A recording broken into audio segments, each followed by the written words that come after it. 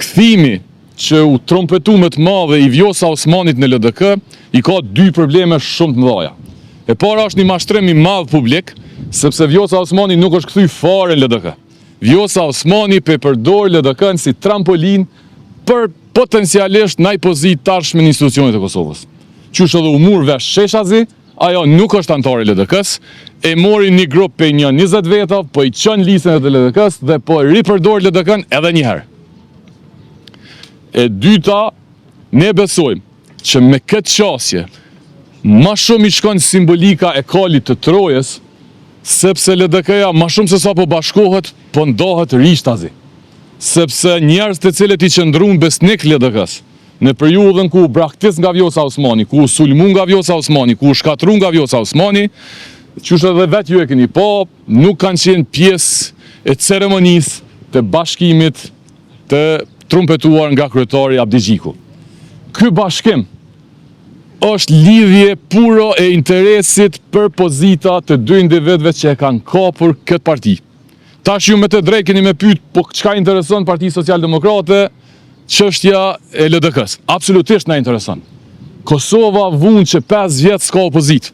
Kosova vun nga njerëz të cilët sa kanë qenë institucioni i kanë shërby kryeministrit me pikë e me presje. Dhe Kosova nuk e ka luksin, Kosova nuk guxon dhe nuk duhet të rizgjedh njerëz të cilët kanë plane për pozitat veta. Madje nuk janë as për partitë.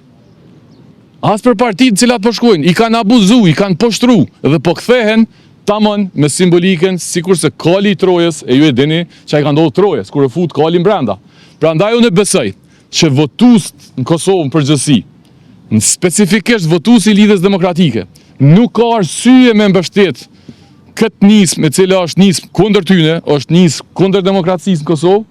Prandaj edhe i bëj thirrje që të votojnë kësaj here për Partinë Socialdemokrate, e cila është e qartë dhe garon vetëm për ulset e opozitës.